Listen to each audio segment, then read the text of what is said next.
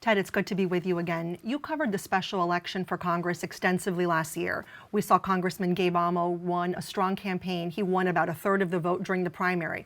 But let's go back to last April. When the congressman announced he was running, the vast majority of Rhode Islanders did not even know who he was. Yeah, that's for sure, Michelle. I think, some political insiders knew Gabe Amo from his time working for Governor Raimondo and other senior politicians. Sure. But yeah, he was not a household name. And I think if you think back to then, there are so many scenarios that if they changed, I think Gabe Amo might not have won this seat. All the way back to that period you're talking about, we thought Joe Shekarchi, the House Speaker, might run, or Helena Foulkes, who ran for governor in 2022. They both took a pass, so that took out two people who would have had a lot of money and name recognition. Then Sabina Matos, the lieutenant governor, looked like a very strong candidate, had a lot of outside support. Her campaign collapsed after that scandal over the signatures on her ballot papers. Ton Carlson, a candidate, first-time candidate, but had a lot of money. He was the best-funded candidate in the Democratic primary at one point.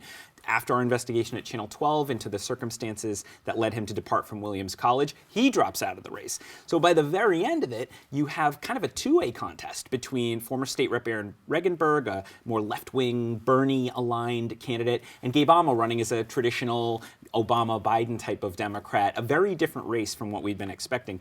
Not to take away anything from Amo and his team, they worked hard, they had good ads, they raised a lot of money, he was very energetic, but you also do need breaks in politics. And also it became more of his seat to lose by that point. Mm-hmm. I recently sat down with the congressman and we met up at the liquor store that his father owns in Providence. So I'm talking with both father and son there. And I said to him, Congressman, do you ever pinch yourself that you're sitting here, the son of a liquor store owner, but you're also the junior congressman from Rhode Island? And he said, no, there should be more of this. There should be more people who have stories like mine sitting in office, which I thought was telling. Yeah, I have no doubt Congressman Amo feels that way, and you can understand why. But at the same time, it is a major change to send someone like Gabe Amo, the son of immigrants, onto Capitol Hill from Rhode Island, a place that's often sent blue bloods to Rhode Island over the years. So while I understand that, I think the fact that he was also a historic candidate was another bit of wind in his sails. Yeah, the congressman is a millennial. Representative Seth Magaziner, who took office last year, also a millennial.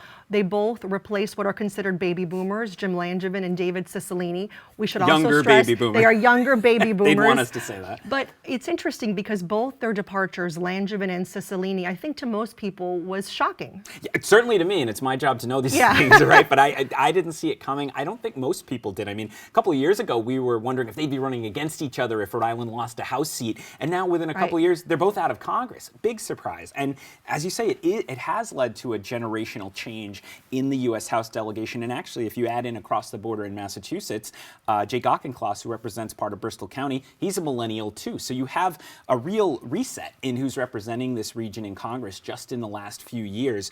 And it's an interesting contrast with the conversation in Washington right now about political leaders holding on into their 80s, even into their 90s in some cases. That's not necessarily the case, at least in the House delegation around here. But it is a contrast, right, to what we're seeing in the U.S. Senate as it relates to Rhode Island. The last time that we had a seat open up here in Rhode Island in the Senate was back in 2006 when Sheldon Whitehouse ran against Lincoln Chafee.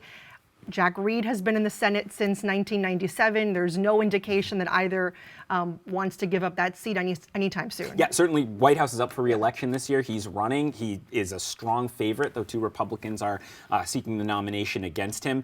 He's 68 this year, so that's a spring chicken in the U.S. Senate at this point, right? And then Jack Reed, he's going to be 77 in 2026 when he's up for another term. I am curious about Reed's decision. He is getting to the point in his career where he may decide at some point not to run again. I'm not expecting that, though. We recently had Speaker Shekarchi, who's close to Reed on Newsmakers and Channel 12, and he was adamant Reed is running again. He's the chairman of the Armed Services Committee.